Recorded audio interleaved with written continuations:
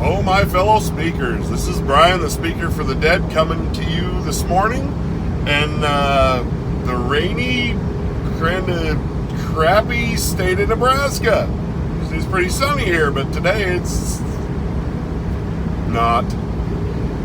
Anyway, I wanted to do a quick review of a film I watched last night, and I realize I'm kind of late to the party on this, so I apologize for that, but this is the first chance I've had to really get around to watching this.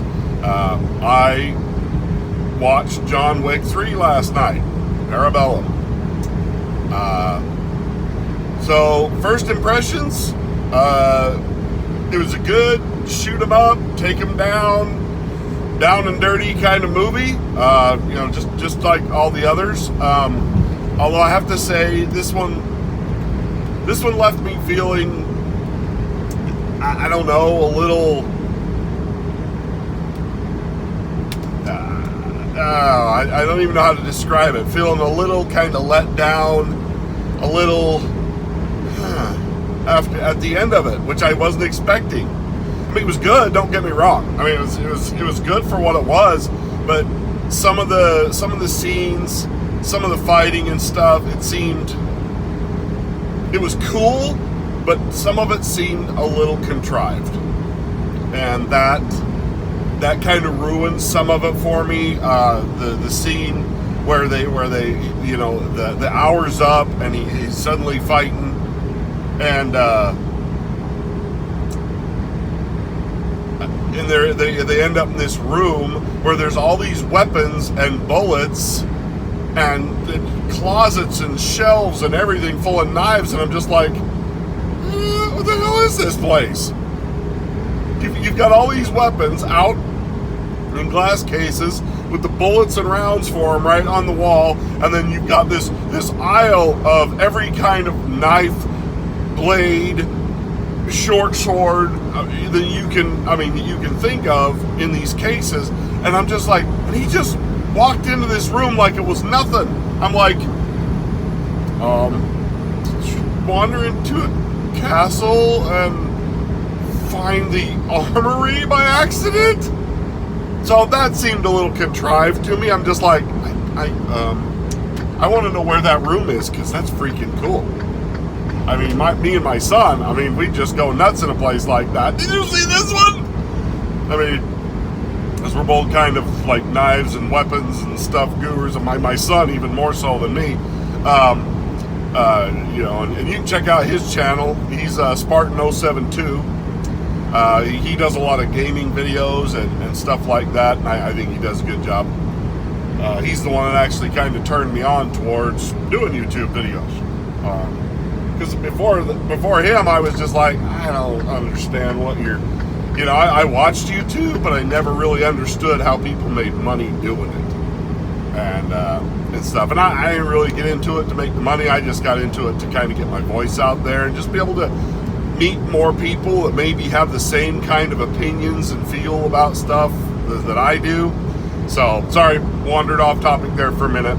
But anyway, so I liked it, but it felt like something was missing. The first John Wick, in my opinion, is still the best one. The second one was good, but in that first one, you get a real sense of, like, he starts from this place where he's retired. He's not really into that life anymore. His wife gets killed. He's got this dog. He's got this awesome car. And so he has these things in his life that, like, are special and they're powerful to him. And they're things worth fighting for. The dog is the last gift that his wife gave to him on the day of her death. It's just a cool story there. And then when he goes on the revenge, man, talk about just lays waste to everything. And it's just like, yeah, it's a little overreaction. Somebody killed your dog. But I understand that, he was truly in love with his wife. And when she was lost, he lost his future, at least in his eyes. And then she was the only girl for him, and I get that. I understand. So, because I feel that way about my wife. So even as much as she seems to dislike me most days. I'm still in love with her. Sorry, sweetie, if you're watching this. Yeah, truth. Anyway, no, I just, in that first one, you really felt, I mean, the vengeance, and it was the first time we'd seen that kind of choreographed, like, gunfighting and knife fighting, and just this, I don't know, it had something really special about it. And the second one, it was still good, but it felt like, kind of like this one did, where it lost that drive, that thing that he was going after, you know? And now it just, in the last two, it just seems like he's been caught up in this world that he doesn't really want to be a part of, and at least anymore, and he can't get out, and he's just kind of trapped. And so, I mean, like I said, it was a good movie, and it was a very interesting take and stuff, but in this one, I felt like they played a little too heavily into the, like honestly, in this world that they live in, that they've created, like, everybody works under the table, the high table, you know? It was like, okay, so the cabbie knows who he is, and then he takes his dog back to the Continental. Sorry, spoilers! You have not seen John Wick 3. Yeah, everybody should have. I'm way late to the party on this one, but I wanted to talk about it anyway. But then seriously, I was just like, is there anybody who's not an assassin or an assassin's informant? Or I'm just like, why? Where are all the normal people? Every street has an assassin on it. I'm like, that seemed a little, like I said, that seemed a little too contrived. I'm like, there was never a moment where it felt like there was a breather, you know? And where there was kind of a pause. About the only time you get that is when he meets Halle Berry's character, Sasha's, I can't remember what her name was. Sorry, I've only seen it once, just last night, so I'm not like an expert on all the names and stuff. But he meets Halle Berry's character, and you kind of get a short reprieve there for a minute, but even that interaction seems overtly hostile, where you just get this impression that, I mean, everybody wants to kill him. And I understand that's part of what makes the tension of the movie, and it's kind of a constant build and stuff, but I felt like there was never any real moment where you feel like you kind of understand why this is such a big deal and stuff. That never really gets kind of explained. It's just like boom, boom, boom, kill, explosions, blah, blah, this and that, and this and that, and this and that. Nobody ever stops to take a breather and go, you know, all right, why is this such a big deal? What, you know, explain this a little bit more. Okay, he broke the rules of the Continental, so we're going to kill him? One of the most deadly assassins ever. It's just like, it seems like, I don't know. But I mean, it drives the story forward. I just left me with questions, you know, and I don't understand all of the lore behind this, and I don't know if there's more out there to explain it than what's actually talked about in the movie. I don't know if this was based off books or if this is just a purely Hollywood creation. But it was good. Like I said, it's good, and I freaking love Keanu Reeves. I do. He is just good. Okay, I've always been a fan of his. I've always felt like he kind of got the short end of the stick. That he kind of gets, you know, shunted to the side and laughed off as a bad act. I'm just like, but I never felt that way about him. And then personally, in his personal life, I think he's a great guy. I mean, I've seen the videos of him on the subway giving up his seat to women and stuff on the train. I mean, he just seems like a gentleman, a great guy. I never hear him talk about politics. I have no idea what his political beliefs are, and thank God.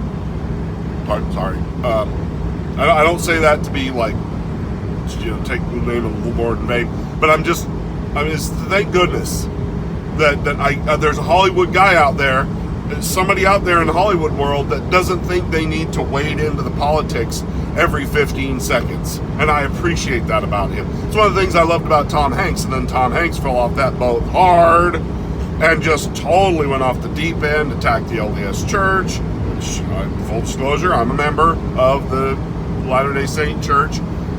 because we dared to go up against Proposition 8 in California.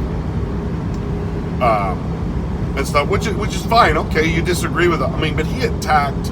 I mean, and then ever since then, he's just been out there like politicking, and just, I'm like, you know what? I'm really tired of Hollywood doing that. Like I made a video yesterday. Mark Hamill is out there with Trump derangement syndrome, and I'm just like, guys, please stop. Please stop. Please let me feel about you the way that I should feel about a great actor. That you're great at what you do, but you keep your private, personal life separate from your acting career. You know, I don't go see you in the movies to hear your politics afterwards. You know, and there's never any, like, they never leave me any ambiguity, never any room, you know, and stuff. And so I appreciate that, like, you know, and I mean, when I talk about politics, I try and come at it from a centrist point of view. I try and listen to both sides and be understanding. Now, most people on the far left just think of me as a right-wing loon, and I've had that said to me on my videos and stuff. But the problem is like from their perspective, where they are, I mean, anybody who doesn't hold exactly their beliefs is way too far to the left or right. So, I mean, I'm more in the center. I think both things have problems, and I was talking about this with my wife. My wife was talking about this new movie out about, I guess it's an LDS movie, kind of based story. And I was just like, you know, sweetie, I don't really care for those, the Christian-made films and stuff like that. And she's like, well, it's not made by some just Christian denomination. It's a church. And I'm like, well, and it's no different. They always come off feeling very heavy-handed, very like, psh, psh, psh, slapping you in the face with religion and stuff like that. And which, don't get me wrong, I love religion, but I don't think that you get anywhere. The same thing with Hollywood. I don't think you get anywhere by slapping people in the face with overt, like blatant, in your face, you know. But I mean, granted, there's nothing wrong with Christian values. There really isn't. If people follow real Christian values, which is to love everybody, treat people with kindness, respect, blah, blah, blah. Sorry, and I seem to wander off the weeds, but it goes back to what I'm saying about this film. Okay, this was a very un-Christian film. Everybody's getting killed, everybody's getting shot, but you know what? It's all the bad guys getting killed. And oddly enough, I'm okay with that. Maybe I shouldn't be as Christian, but I am.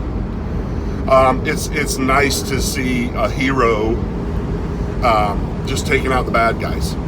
The Japanese villain, I think he's Japanese. He's an Asian villain that they bring in to kill John Wick. I know. I apologize. This video's kind of all over. Like the way my mind works. It's just, that's where it goes.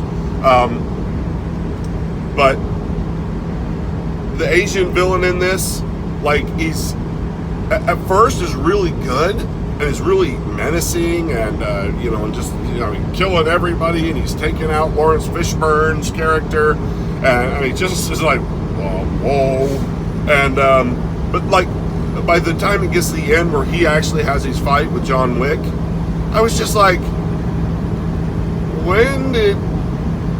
why did he suddenly become this campy cartoon, bad line delivering weirdo? I'm like, what happened to the menacing? I felt like they lost that, like with him right at the end. He's like, oh, I'll be fine. I just got to catch my breath. He's got a sword sticking out of his chest, and it's just like, and John Wick turns around, he's like, yeah, no, you won't. It was good, but it's like the way the other guy had delivered his line, it was just like, I didn't know whether I was in some kind of a weird parody movie all of a sudden, or so there was just some things that I was just like, why? I don't know if it was the guy's delivery, but his acting, the Asian guy that was kind of the main baddie that had been brought in by the high table, like I said, he was really cool and badass all the way up till right towards the end, and then all of a sudden he just became this goofy character. I was just like, oh yes, Mr. Wick, I wanted to meet you for a long time. Oh, we are the same, Mr. Wick. We are both deaf. And I'm just like, What? What? Why do you suddenly sound like a cartoon character of a villain? I don't know what's happening here. So there was just some things that kind of threw me. But overall, it was a great movie. It was a great shoot 'em up, kill 'em, get the bad guys, wipe them out. And I gotta say, Halle Berry's the dogs. I liked how the dogs got used, Halle Berry's dogs and stuff. And, you know, it kind of circled back around to that whole don't kill my dog thing. And I thought that was good. He's like, he shot my dog. And John Wick looks at her and is like, yeah, I get it. You know, I thought that was good. It was just a deadpan comedy line that made me laugh, kind of unexpectedly. I wasn't expecting it, so I think that's why it pulled the laugh out of me. But I don't know. There was just some really funny stuff. And like I said, the stuff that they did with the dogs, where the guys are just about shooting, the dog comes flying in and whips the guy around and just, flattens him to the ground, and boom, they shoot him in the head. It's just like, that is freaking crazy. So I love the dogs thing. And like I said, the fighting scenes and the scenes on the motorcycles with them fighting, just wow, really good. And that fight scene in the room of weapons of all makes and models and kind toward the beginning, that was cool. The blades are just flying and sticking. John Wick's just using people for a pincushion. It was cool. But like I said, it was just that's how they ended up in that room. And it's like, they didn't show, and maybe I missed it. So if I missed this, and I'm sorry, and you can point it out to me in the video, or in the comments. But there wasn't like a sign over the top of the building that they kind of showed you the flash as John Wick ran into it to kind of explain why there's this room full of instruments of death just sitting there with nobody in it, nobody taking care of it, nobody saying, hey, you're not allowed to come in here, and he gets shot or something. I'm just like, wow, you just happen to wander across a weapons cache. We're like, okay. And maybe because he's an assassin, he knew right where that was, but it just, like I said, it just seemed kind of contrived. I did really like the part. It kind of made a callback to some cool westerns that I loved when I was a kid. Like a fistful of dollars, some of the old spaghetti westerns that, the good, bad, and the ugly that Clint Eastwood did. It kind of recalled me to that when he's pulling out the revolvers and he's taking them apart and he's interchanging to get the right, size for the bullets, in the chamber, and then he's like, and I'm just like, oh my hell, I feel like I just fell into an old western kind of thing. And then he's like, boom, and he just shoots the guy as he walks in the room. I'm like, ow, awesome. There were some seriously awesome things in this movie. But like I said, overall, by the time it was done, I was just like, there's something missing. I couldn't even explain it to myself. And then the betrayal at the end, that kind of, I was just like, wait, what? It was a good twist because I did not see it coming. I did not see the twist coming at the end. Usually I kind of spot those as they're coming, but I kept thinking, the whole movie I kept thinking, will somebody just shoot that bitch? Pardon me. But seriously, there's this girl in the movie that I'm just like, somebody shoot her! Maybe they'll replace her with somebody, but they've got to be less obnoxious than this pretentious cow. So, anyway, she's the adjudicator. I was like, somebody please shoot her. Somebody just shoot, please. Shoot. So, now I realize this is a rated R movie. And as an LDS person, I should not even be watching it. But I can't. I'm sorry. I love movies. I love Keanu Reeves. And I like the story behind this. So, this is my, I guess this is my dirty little secret, saying that I just love movies. And so yes, I know I'm trying to justify myself. So anyway, I would suggest, I mean, if you love the first two, you're going to love this one. But I'll be interested to see if you feel the same way about this one and the second one that I did. That there was something, it was just a little something missing there that was in the first one that they never quite recaptured with them.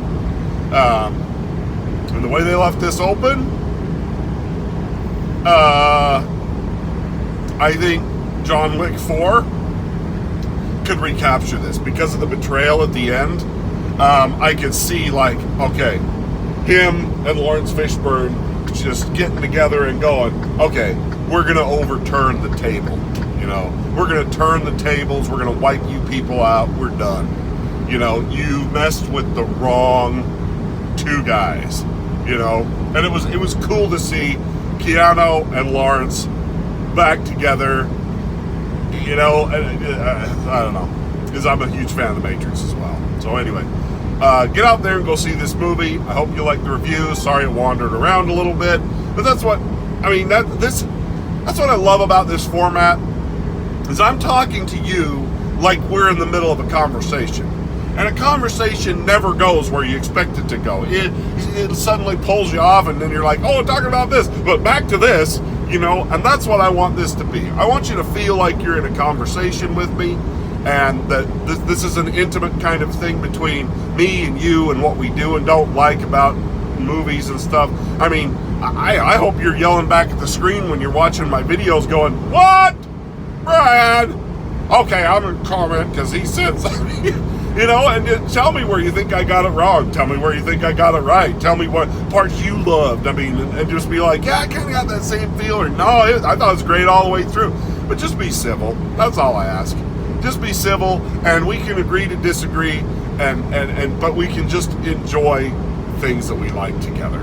So I don't, like I said, I don't do these very often that are scripted because I don't want it to be that feel. I want you guys to feel like I'm in a conversation with you, and that I didn't sit here, because if you were in a conversation with me, I wouldn't be sitting here going, and then they went over to the Nobody's going to do that. So, anyway, get out there, have yourselves a great day, go take a look at John Wick, if your wives will let you, and, yeah, because it's great. It's Keanu Reeves at his best, and, you know, I think we're going to see a lot more Keanu Reeves in Hollywood, because he is just killing it right now.